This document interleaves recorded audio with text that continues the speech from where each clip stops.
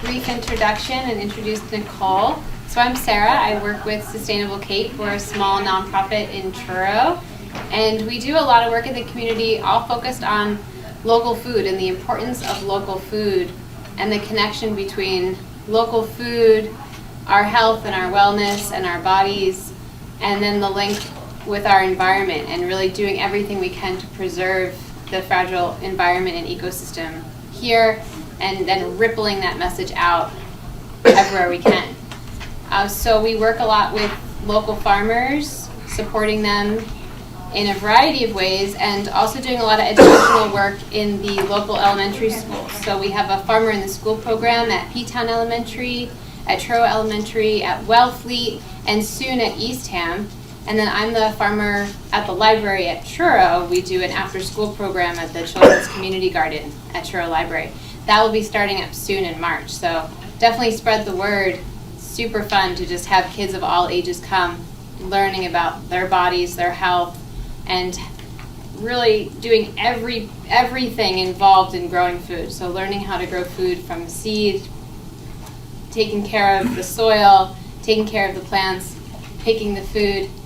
Hi, welcome.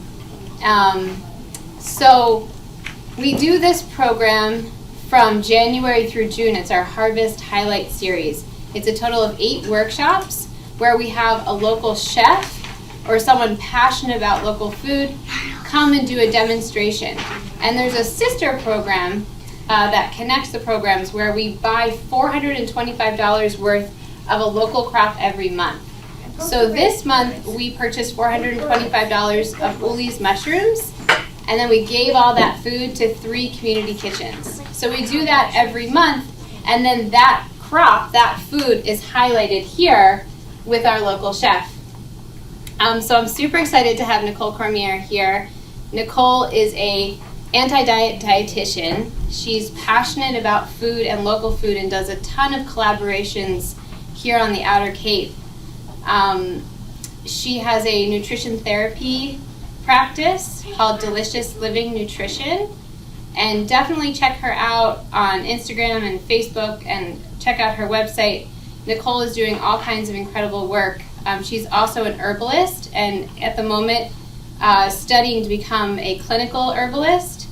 So she brings a wealth of knowledge and passion, and it's a real honor to have her here talking about some of her own familial roots.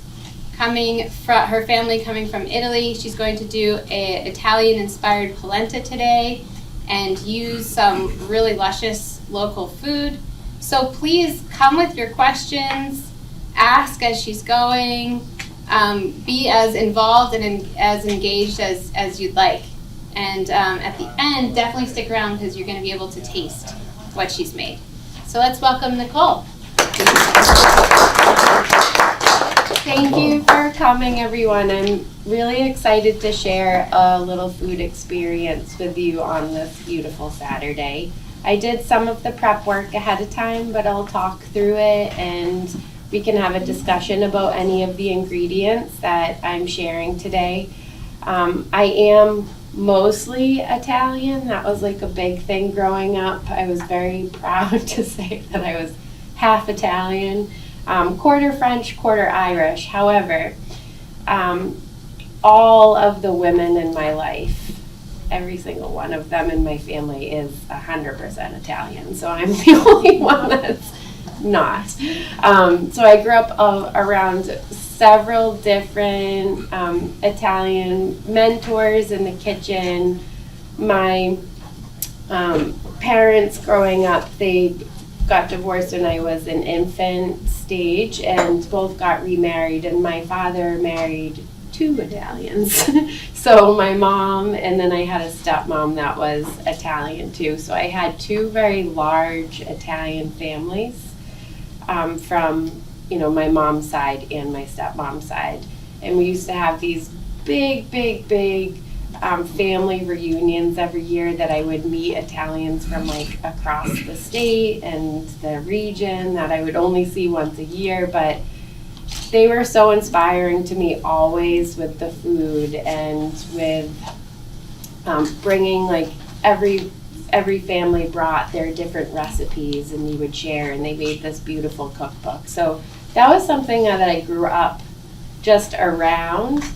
I would say I'm not like a recipe person. I'm always looking for ways to be creative and to really make the kitchen more therapeutic.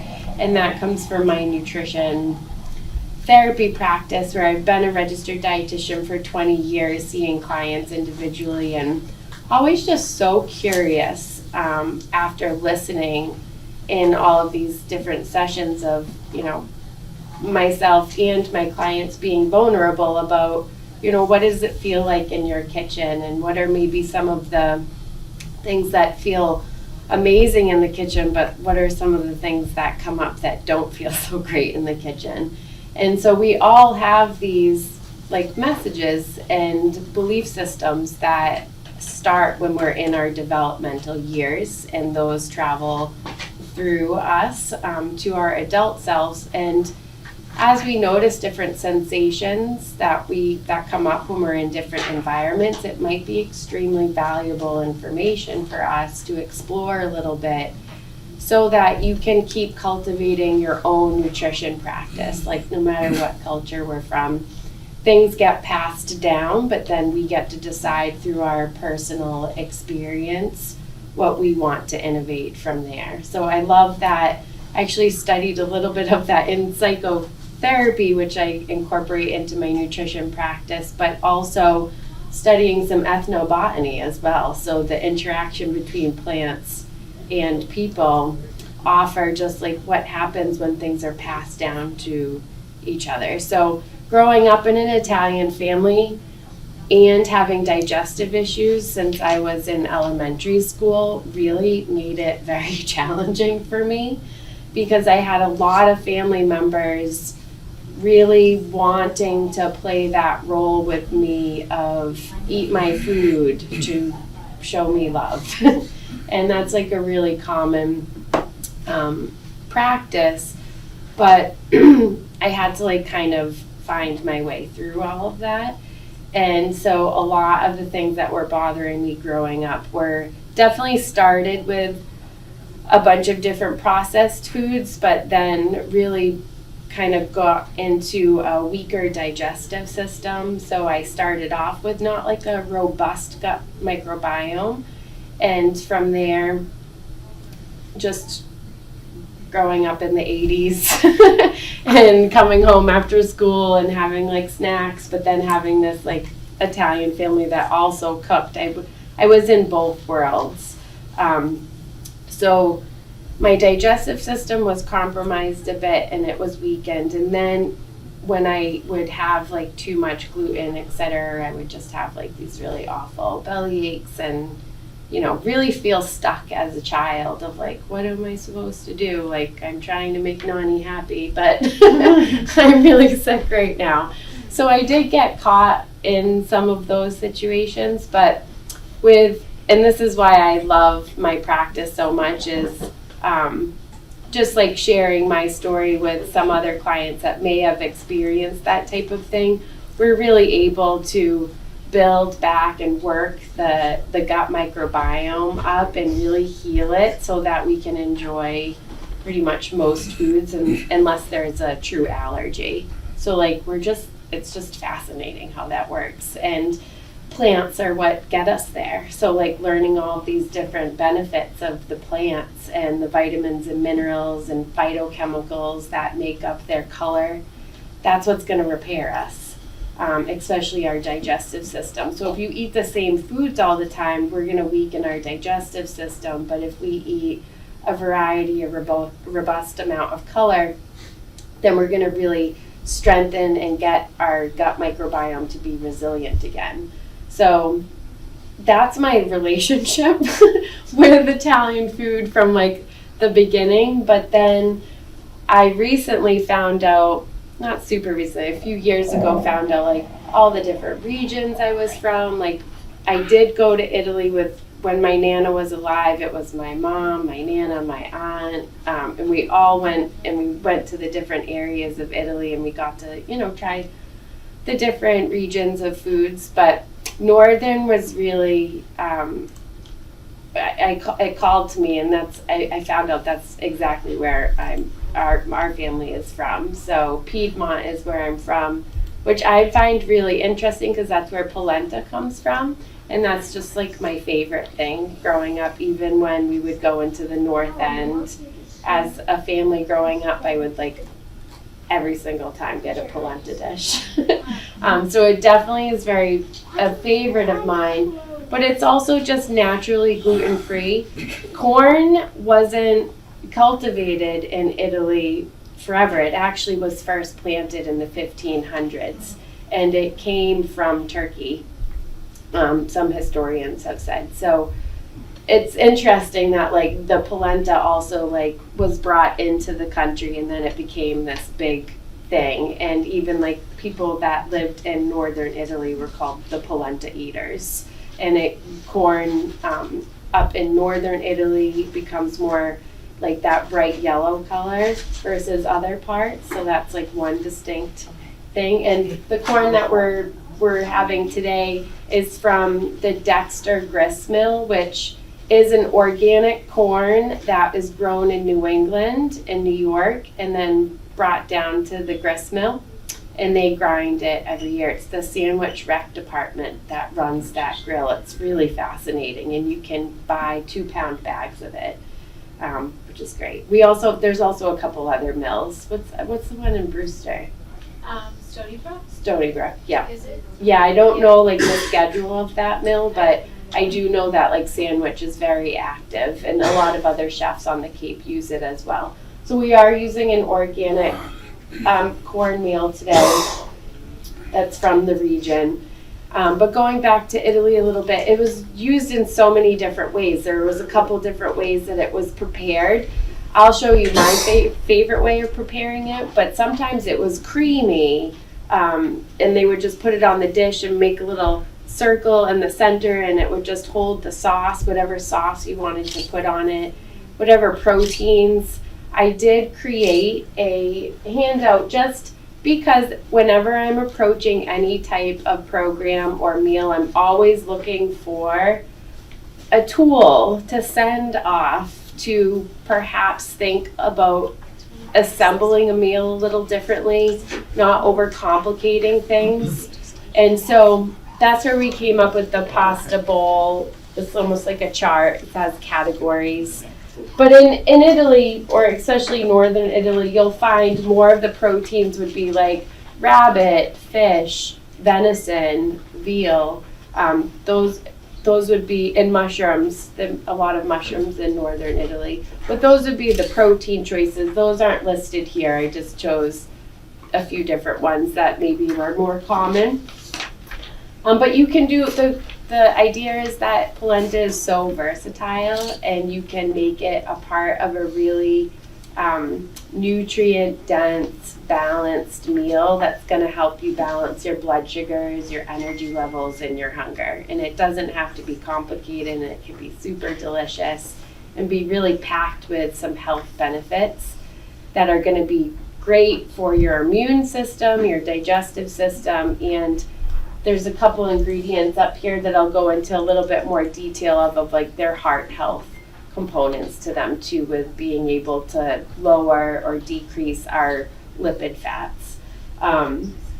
So these are, I have a pasta one too, because we're doing the pasta party at the Truro Elementary School. So I'm the registered dietitian for the Truro Elementary School as well. So I'll create things like this for families. I'll also walk around the cafeteria and talk to the kids during their lunchtime to, again, do the same thing of having them identify where their proteins are and where their fiber is. So even if we were to like simplify these categories even a step further, when we have protein and fiber together, they act as a partnership, and they slow the rate of the food turning into blood sugar. And then that supports our pancreas to produce insulin that picks up all the vitamins and minerals from all of these amazing nutrients up here and actually makes the delivery out to the rest of our body. So just taking a pause and looking at your meal and identifying proteins and fibers can be a really great strategy for supporting your digestion because you're taking a pause. That's really important for our nervous system.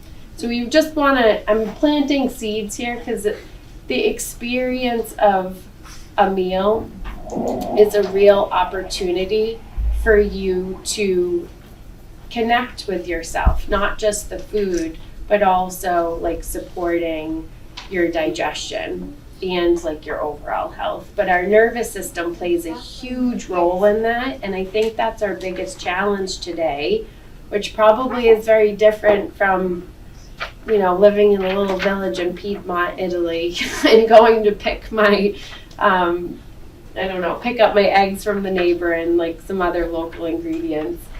But we have busy schedules. And so with that comes like an activated nervous system and more sympathetic fight or flight. That's where we're typically are throughout the day. So before a meal, it can be really crucial to get yourself into a rest and digest state, which may have been natural at some points in life, but it's not necessarily a natural state to be in. So to take the extra effort and to take a couple deep breaths before your meal actually helps. So just even as I'm cooking and talking today, if you want to practice before you taste today's sample, just breathing so that your abdomen is rising and falling and your chest is like staying the same. You can breathe in for 4 counts, hold a couple, and then breathe out. Easy, simple way, teach it to kids all the time. And it can really help us drop into that rest and digest. Some of the ingredients, so this is just, again, a great tool if you think about just assembling one thing from each of these categories together. It can just really add a lot of different phytochemicals and vitamins and minerals because you're adding like different things, and it can be a fun system for you. Does anyone have any questions about this handout? Well, I'm just wondering, for herbs, I just made something with farro and celeriac and dill, but you don't list dill on here. Is that because you don't like it? No, that dill's great. Yeah, it's not on the page, but it can easily, all herbs are wonderful. There's no herb that isn't. Okay, thanks. I wanted to just make sure, yeah, so how I chose to do the polenta today was, this is kind of my go-to way.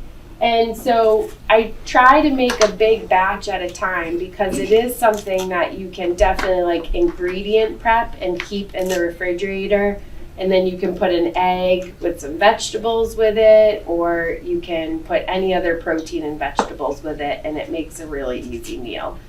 I like to, basically you do need to dedicate some time. I have found a couple tricks though, because when you put it over the stove in like a larger pot, you're going to follow the instructions for a recipe. Usually it is similar to rice, so 1-to-2 ratio, but you could, play around with that if you have a recipe that you want to follow and it adds different things than just water. For today's purpose, I made it dairy free, so there's just like some salt and pepper and seasoning with water. And you have to stir it one batch for about 40 minutes. So it's a commitment, but it might be that day's meditation possibly, and that could be great because when we're meditating, we're just like allowing our thoughts to come out and then bringing ourselves back to what we're currently doing in that present moment. So making polenta is actually really great for that if you want to practice that. The next step that I do is just putting it out on either a baking sheet or a casserole dish and then letting it cool. So then it will cool like in a tray and just it like kind of solidifies. So So this is a way to have a different texture than the creamy that you would have immediately. Do you have a question? Sometimes I use that for my macaroni. Yeah, it's the same food group. That's wonderful. Yeah, so this is a grain, just like macaroni would be a grain.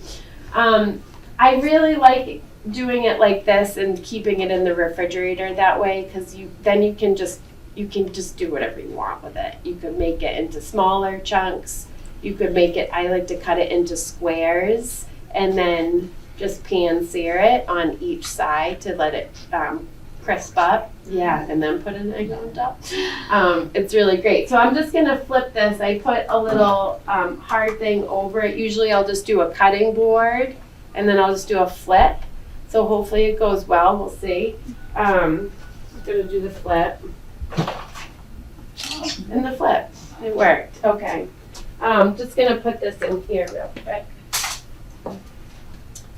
So now we can just go ahead and, sorry for the awkwardness, but I'm just gonna cut it into squares for us. I might drop a couple pieces. Sometimes I like to make it a little thicker than this, but you can play around with it, whatever makes sense for you. But I'm gonna just cut it into squares. Do you put any butter or ghee or olive oil when you? You can. I used olive oil for the purpose of today. Sometimes I use butter, sometimes I use ghee. It just depends, but I wanted to make it dairy free, just in case. In the north, how often do they put cheese in it? A lot. Yeah. I would say, yeah. I mean, a lot of the recipes that I read had some beautiful cheese on there. So I think it's a great addition to it. The serving size for polenta is I like to say a half a cup to a cup. So again, putting it into these squares, depending on how thick they are, can just be a really nice fit for a dish. So I wanted to heat, I'll try to heat those up for us. And then we got some really amazing, these are oyster mushrooms from Uli. Who's had oyster mushrooms from Uli before? Great, awesome. So they're they're special. Well, you're gonna have them today if you want to try it. Delicious. And they're really special. I mean, I'm a mushroom forager and I love getting all the mushrooms that we have on the Cape. And I've heard that mushrooms are relatively easy to grow, and you can get even kits from Uli sometimes at the farmers markets. He'll inoculate some of the logs for you, which is really cool.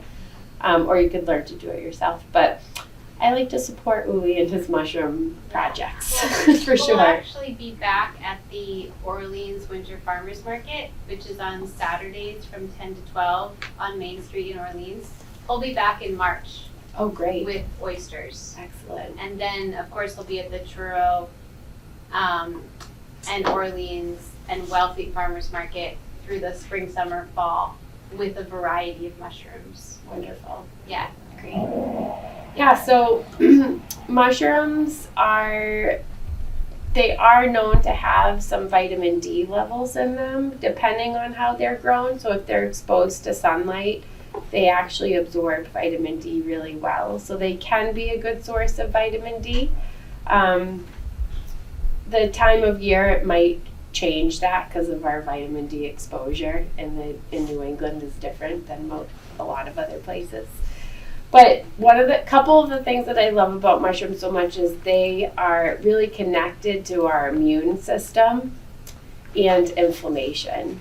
So they're great modulators for inflammation and for our immune system, which is they're helping to strengthen our immune system and decrease inflammation in the body. So when we choose to incorporate them, they can be great.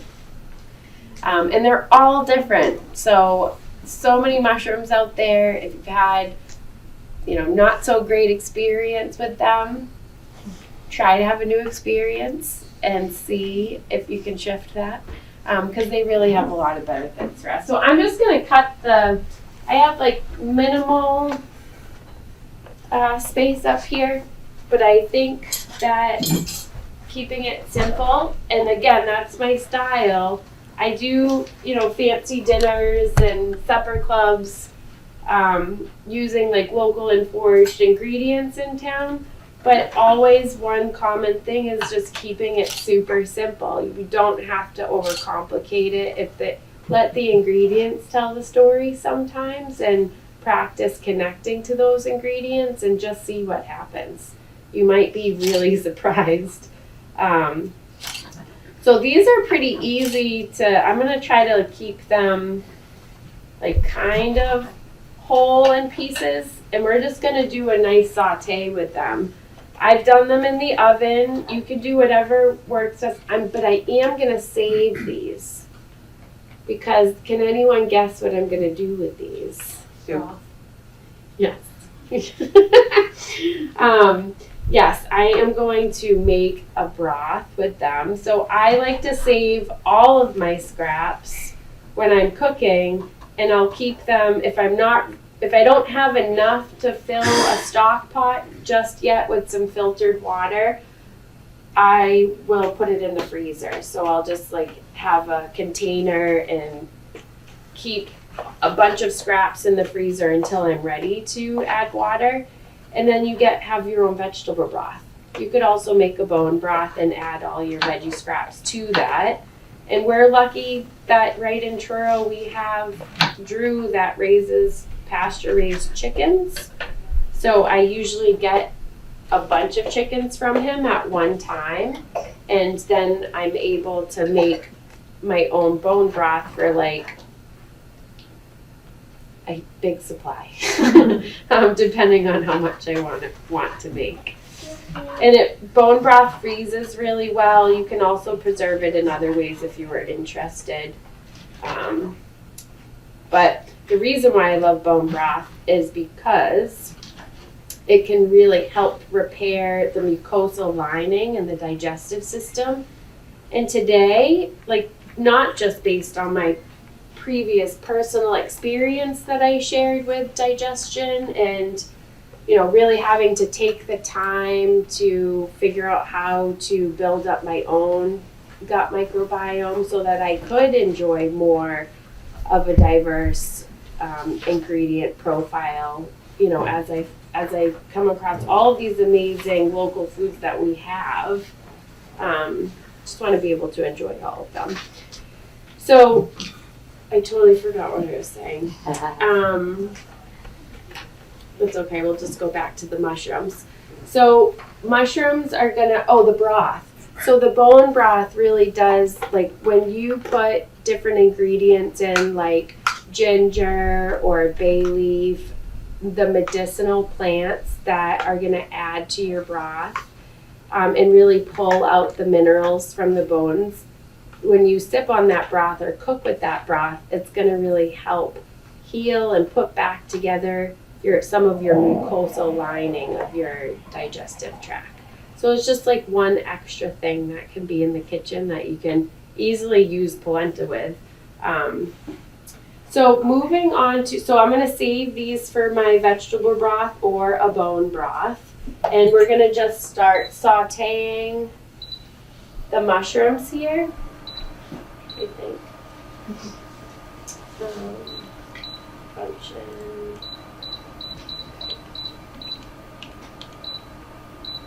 So we're just looking for a sear. I'm just doing olive oil, salt, and pepper, because then we have this opportunity to really connect with the flavors that are coming just out of the mushrooms. And like I mentioned before, all mushrooms are different.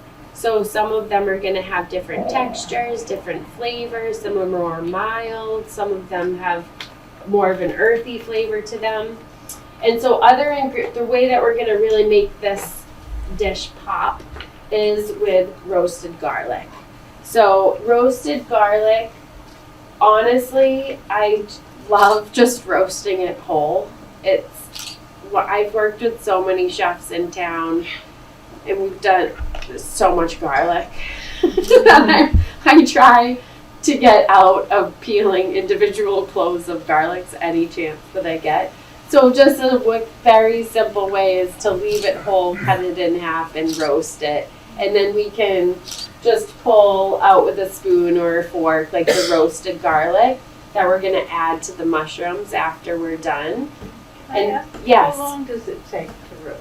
it depends on how many vegetables you're roasting at one time. Yeah. Like what else do you have in there? So if I'm gonna take the time to roast the garlic, then I'm going to maybe do a variety of different vegetables at the same time, so Right. then I can Yeah. have those ingredients prepped in the refrigerator. Do you have a question? No, I just saw some. Okay, I'm like real. Yes, Can you pre-roast and then refrigerate it? So Yeah. you have inventory and stuff? it's my favorite thing to do. Okay. Yeah. What? Yeah.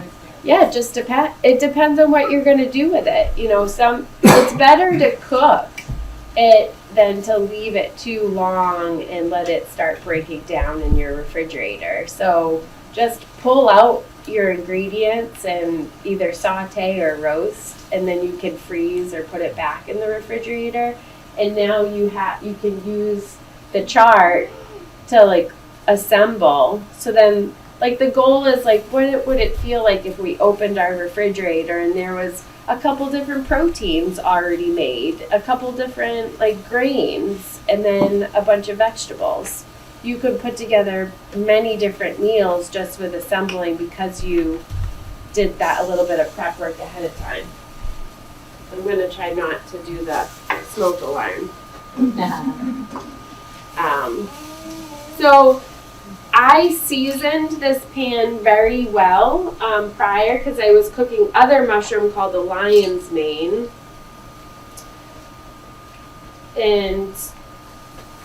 But I'm gonna add a little bit more. So seasoning, and I'm not used to this, okay. I'm smelling like I need to turn it down. Intuitive cooking.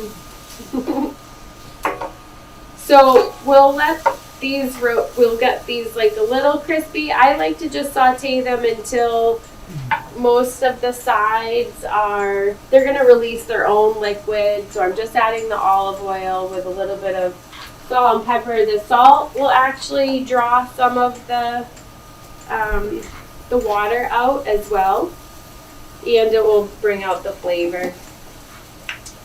And I will do a little pepper, but not too much. This is my favorite pan. It's a very large skillet, but cast iron is my favorite to cook in for a couple different reasons. They're really easy to take care of. You just need to make sure that you're seasoning them. So after you use it, you wipe it down. Sometimes I'll give it a quick rinse, and then I will put a little bit of water and just heat it up on the stove. And then discard that and make sure I just put a little bit more olive oil down before I put it away so it stays nice and seasoned. But there's multiple, if you have a cast iron that you feel is just ruined, don't throw it out. There's so many ways that you can bring them back to life and re-season them. All right, actually, I am going to add a tiny bit of water, so I'll be right back.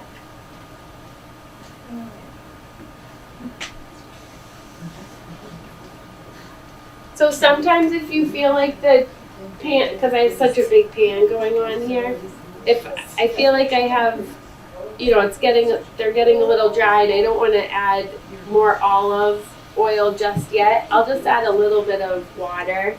And so that will keep them hydrated, but not too much because I still want them to get kind of crispy. If that works.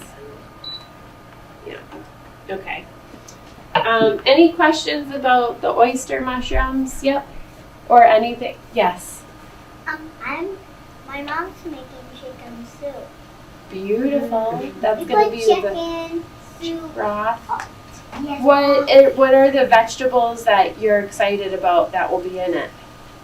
Well, chicken, carrots, Carrots fennel. and fennel. Yum. So fennel's an amazing ingredient. I mean, it has a lot of medicinal properties to it, but it's really good for our digestion too. So that's going to be a really nice soup.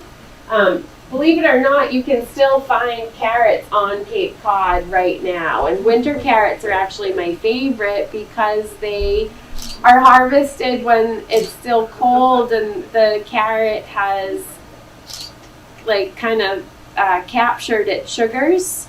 So when you harvest and eat the winter carrots, oftentimes they can taste more sweet.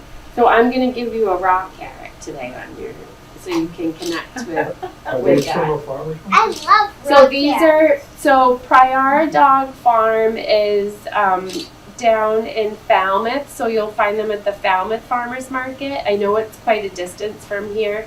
However, I did take a road trip and I do think it's worth it. And it's really a straight shot. It's like an L shape. So you just go like straight down Route 6 and take a left and you're at the market. In an hour and a half, but they have these great carrots there. And so Pryor Dog has the carrots. Yep. Yeah, what else did you find there when you went? Yeah, so I found these sprouts there. So there's a couple women growing a bunch of different sprouts. So there's radish sprouts. There are some pea sprouts, some beet sprouts. I was able to find those. The turnips, so purple top turnips, is also Pryor Dog Farm. There's a couple different like sourdough, not a couple. There's one amazing sourdough baker that goes to that market that is really quite the artisan with her loaves. What's the name of The market, the market? just a Falmouth Winter Farmers Market. Yep. It's on Sundays, noon to 3. Yep. There's also one in Philly. Yeah, it's really, I found it to be very, very lovely to attend. So these are going really nicely. I think once they get a little bit more done, I will add the polenta to the pan. So I'll try to get a little bit of a sear on our polenta squares. Do you cook them on low or like medium low? This is a different process for me because I would normally bake them in the oven for 400 degrees because I love putting things in the skillet and then just throwing it in the oven. That's like my favorite thing So to you do. do them on the skillet a little bit and then put them in the oven? I'll just put the olive oil and then I'll just throw it in the oven at 400 until they're crisp and look great. That way. Yeah. But this is an induction burner, so I cook with gas at my house. But it seems, I forget, what was your question? What? Temperature. Oh, the temperature. So I have this on 340 degrees. Okay. I'm happy to know to put them in the oven. I think you can just, Yeah. what I would recommend is like medium heat, medium to high heat, so that you can get it high enough to get a little crisp if you're looking for that. Okay. If you're not, then That's how I usually do it. Yeah. You know, if you nutritionally do it different way.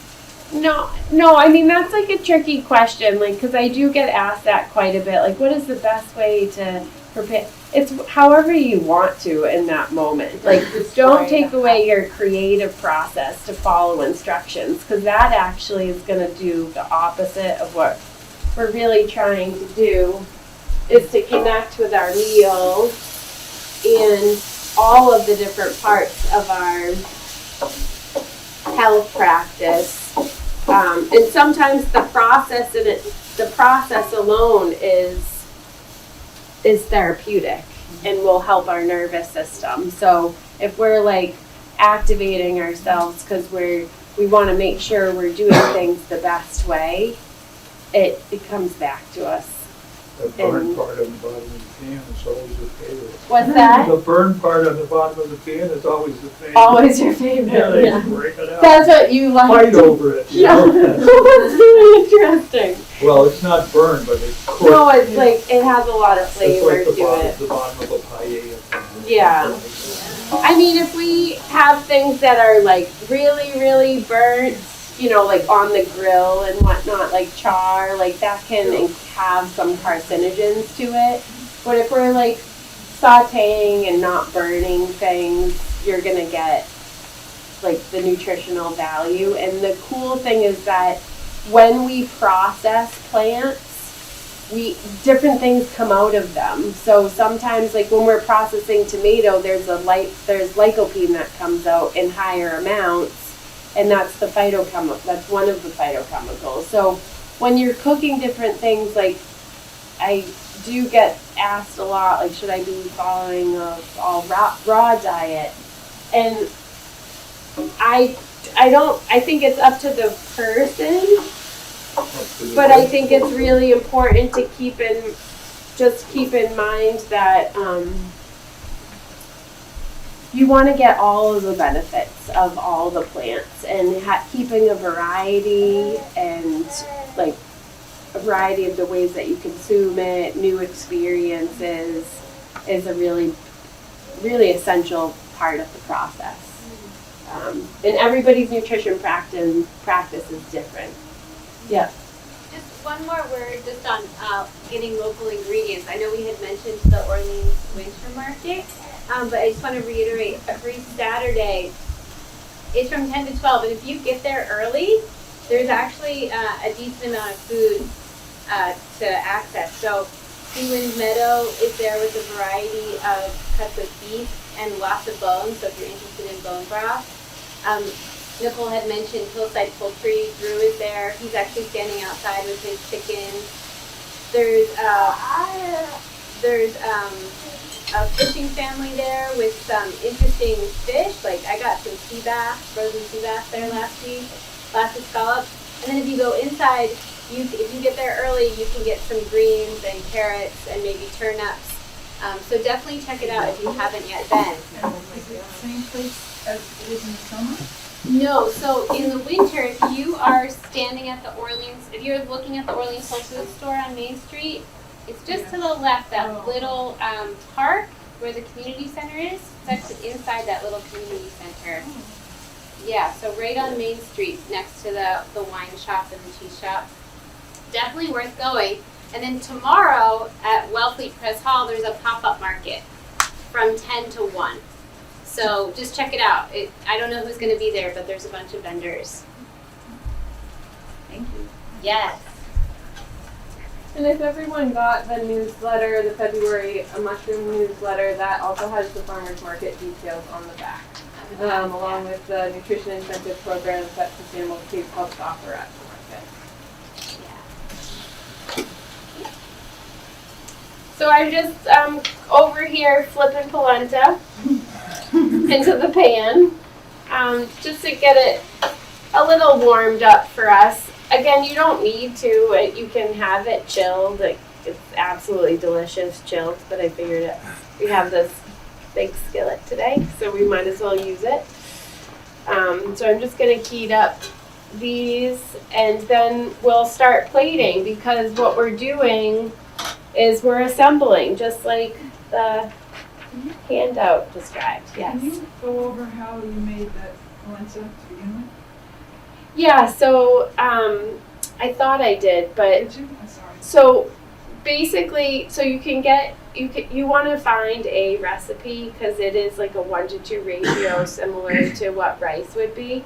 But you can decide what you want to put in it, if you want to add herbs or a milk or cream or butter, or this was just water, olive oil, herbs, and cornmeal from the Dexter gristmill in Sandwich. And you can get buy 2-pound bags of it from the Sandwich Rec Department. And sometimes there's some stores that sometimes carry it around here. And so it's gonna take per batch about 40 minutes. You do have to like constantly stir. It's like that dedication, but we were saying like it could be a meditation for the day of just sitting at the stove for about 40 minutes and just dedicating to the stir of it. I have stumbled upon a couple tips where I've made polenta in my crock pot once and was able to, it really worked out very nicely because it kept it at a low temperature that it wasn't burning the bottom and I had to stir less. Rice cooker. So, or you could try the rice cooker. I'm not sure. I would make sure it would be not on a boiling setting. They have all different, Settings. on them. Great. Yeah. So maybe a rice cooker. Yeah, I make grits all the time, which is very similar. Very similar. Yeah. Great, good to know. So maybe a rice cooker. And then you pour it into the pan. And then I just pour it into whatever I want, and you just let it cool, and then it congeals itself. Yep. And then it becomes this texture versus before it was just very different, more like a porridge. And now we have this like gluey square that you'll be able to try. With the mushrooms, so we'll top the mushrooms on with the olive oil, salt, and pepper, lots of garlic. And so the garlic, I did, because Sarah did mention that I'm also an herbalist, I've been working very hard on some assignments, so I figured why not share them? Yep. And so I did. I printed out a part of my assignment that I'm doing for my master's in clinical herbalism right now. And so garlic, I just wanted to highlight, like, garlic is super powerful. So it seems like, just that little extra step can go such a long way because it's so antibacterial, antifungal, antimicrobial. It can really help with our cholesterol levels because the constituents in it are able to lower our lipid fat. So it helps lower our cholesterol levels by adding it into different meals. But if you want to learn more about some of the constituents of these herbs, and I just have a question, and it will be a quiz for the end. If anyone can guess what I actually made from these ingredients for my project, we'll circle back to it. Because I made something that had all of those ingredients in it just yesterday. Okay, so some other fun things is what's missing? Like, what is like a main thing that's missing from what I said so far that we really need to be a part of a balanced meal? Yes, protein. So today's protein is hazelnuts. Oh, wow. Yeah. So other really good proteins that would go good, like all the northern Italian ones that I mentioned, like rabbit and venison and veal, mushrooms, fish. But you can also do a lot of other plant proteins too. So like hazelnuts go really well with mushrooms and polenta. You could also do pecans. Chestnuts would be amazing. And I just had a flashback of being in Florence with my Nana, and she was getting kissed on the cheek by this Italian man that was roasting chestnuts. It was really fun. Yeah, that was one of my favorite things, the roasted chestnuts. That's a reminder. That would go really good with this dish. So hazelnuts are really cool. We roasted them ahead of time and just broke them up into some pieces, so they might be a little bit easier to eat, but they are so delicious. They're going to add a really nice crunch. I did make some note there. It's the fruit of the hazel tree, and it's cool because I've been noticing a lot of farmers and individuals interested in designing food forests are planting a lot of hazel trees. So that's cool. Maybe we'll have more hazelnuts They had a available to blight us. that put them down. What? Here in America, they had a blight. That And they got them. And Yeah, now so now they've come up planting with initiatives. Yeah, they come up with something that's not prone to the blight. Okay. Just That's like good to chestnuts know. too. Oh, just like chestnuts. Okay, good to know. I just wanted to mention a couple nutritional things for hazelnuts. Other than being great protein, they also are a good iron source. And they also are part of that heart healthy list that my clients, when we are working on their cholesterol levels, they get this little shopping list, and one of the proteins under there is the hazelnuts, because it also has those properties to hazelnuts that help lower our blood cholesterol levels.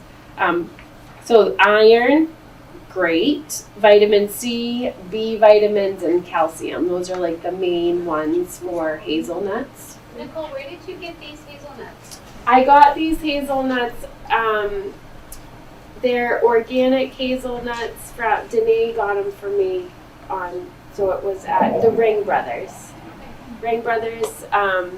But I think you can get them at most supermarkets, but you might have to look around. But I do encourage you to ask your market, and if they don't have them, then maybe encourage them to get them. That's always a nice process Yeah, for food quite accessibility. Okay, so we have those, and then we'll use the sprouts, and then I'll put a carrot, and then I just couldn't help it, but these are like the tiniest little kale leaves from my garden. Oh. So I brought them, so I'll put like a little boop on the top for you. Does anyone have any questions? Yeah, when you roast the garlic whole, Yeah. do you rub it with olive oil or just? Yes, I do. Okay. I do. I mean, not every time, I'm a very intuitive cook. I like to just see what happens in the kitchen sometimes, which is beautiful. And I think more of us, will benefit from having some of those experiences for ourselves to just like explore a little bit. Yes. Have you, when I was at the churros farm, Yeah. they had chizito peppers that you can roast in the oven. Yeah, I get them real blistery. They're so good. Yeah, that's- They'd be good with polenta. I'm pretty sure that would be out there organics. Farmer Stephanie does a good shishito pepper. Yeah. So something to look forward to this year. That's later in the year usually, yeah. Totally. I think, so what might work best? Maybe I'll bring, I think it actually would be easier if I have the plates right here. Okay. Maybe. Yeah, go for it. Or, these ones are already cooking. Okay. I'm gonna just cut these up into little smaller pieces for us. Maybe turn this back on. 200. Okay.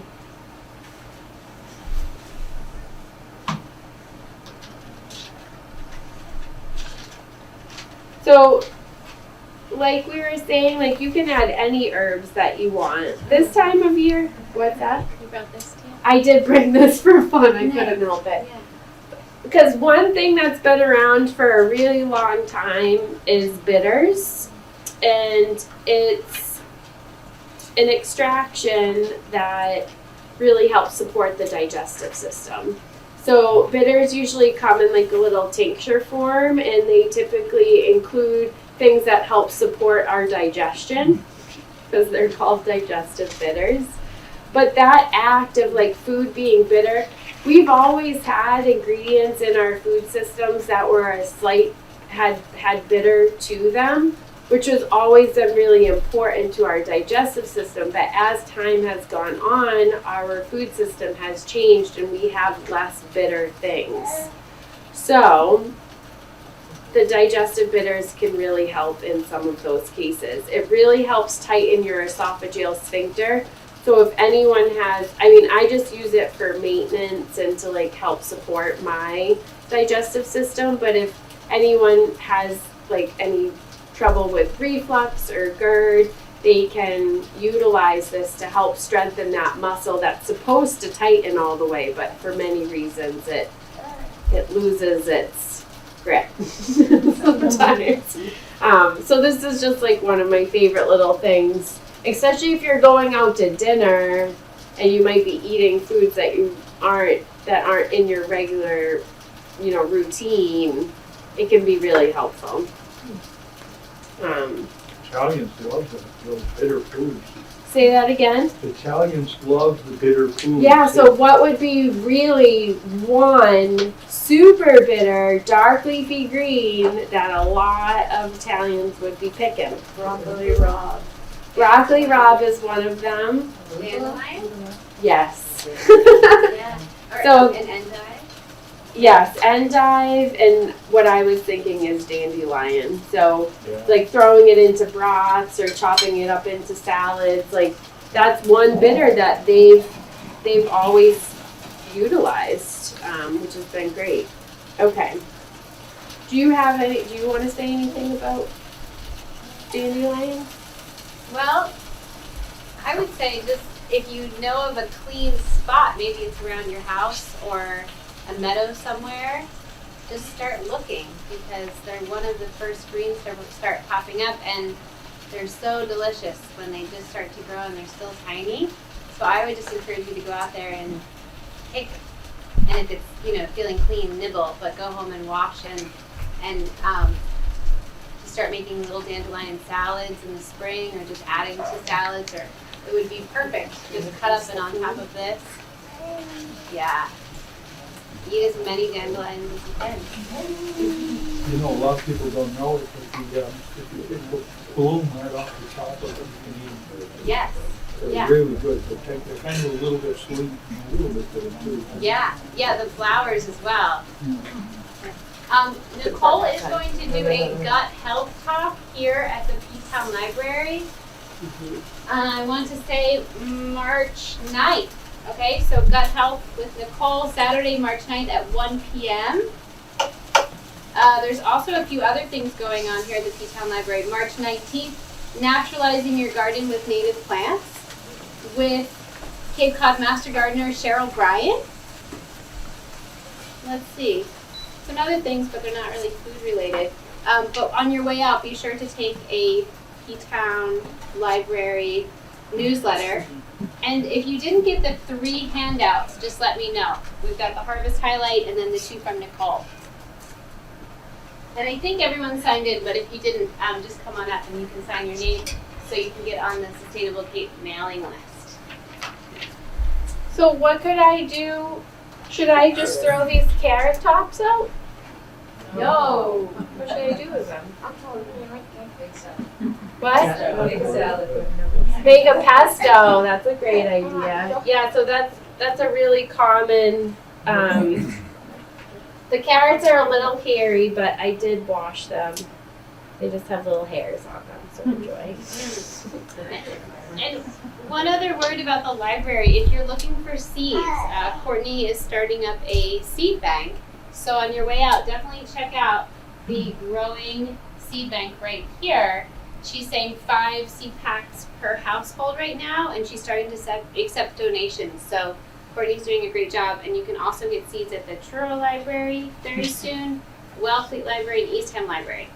So if you need seeds, check that out. And if you're wanting to learn more about growing, Dave DeWitt just did a wonderful 4-course class, but you can still access the recording to learn all about the growing process.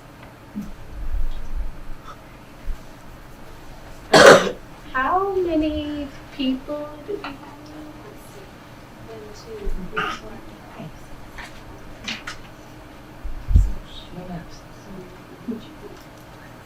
I think there's 23 of them right now. I can help you out. Yeah, if folks want to just start coming up, actually, maybe just a row at a time and grab. There's forks and spoons. You can decide in the little napkin. We also have some folks on Zoomers. Any question for the folks on Zoom? Have you ever tried the black garlic? Anything? Yeah. Yeah, come with your questions. And I want to thank Provincetown TV for being here today. Doing a great job filming. Yes, thank you so much. Sarah, Yes. where would we access that 4-part series on growing? Why don't we talk about it, because a couple of them were at Truro Library, a couple at P-Town, so I think you'd have to talk to both librarians. But let's talk with Courtney on the way out. I think they're Yeah, just and on I the can also just YouTube. share it personally too. I think they're just on their YouTube channels. Francie. Yeah. Can we just introduce you just briefly? Yeah, Francie's the director of Sustainable Cape. She just popped in. Francie, would you just tell everybody a little bit about the Truro Farmers Market and the P-Town Market, just Yeah, briefly? Just Yeah, well, I also wanted to thank everybody for being here, and but I think one of the things that we're really trying to do in all sorts of different ways, there are farmers markets that we run. So we run the Truro Farmers Market and the P-Town Farmers Market, but we also, as Sustainable Cape, run what's called our Farmers Market Coalition. So that Farmers Market Coalition focuses super specifically on food access. So we're enabling our community who might have a SNAP card or WIC, Women, Infants, and Children community members, seniors, veterans, and then children in our school gardens programs, because we also run school gardens, can come to the farmers markets and receive free food to them while we leverage private funds and government funds and pay the farmer in full. So it's a really great program where the farmer is supported and our community is supported too. So we hope that all of you that's on that little rack card, the orange rack card, there's a lot of information about that. So if you know anyone who might be interested in participating in any of those programs, and those rack cards are on the table, we hope that you will grab some and share it with people. Also, I want to say that our mission is to celebrate local food while teaching about the health of our bodies, our community, and our environment. So we want to incorporate as many people into that work as possible. So we invite you to volunteer with us or donate or be a participant in all of our programs. Whatever it is, we would love to include you. And you can get, you'll be on our mailing list as long as you sign up for this program, and we need to keep metrics of who came anyway so that we can continue to get the grant funding to do this kind of program. So we hope you'll sign up. And those newsletters will tell you more about other programs that are going on and when the farmers markets start and what's happening with the children's gardens and if we need volunteers for specific events and things like that. So you can also just go to sustainablecape.org, fill out the contact area, and you'll get onto our volunteer list. And Sarah will contact you and get any details. So again, welcome to everybody. Thank you for being here. Don't hesitate to ask any questions of Nicole, me, Sarah, and your neighbor. And we hope that you will continue to join us at different events that will be happening here at the Truro Public Library and the Wealth Lake Public Library as we go through the week. So thanks. And I'm looking forward to trying that too. yeah. Okay.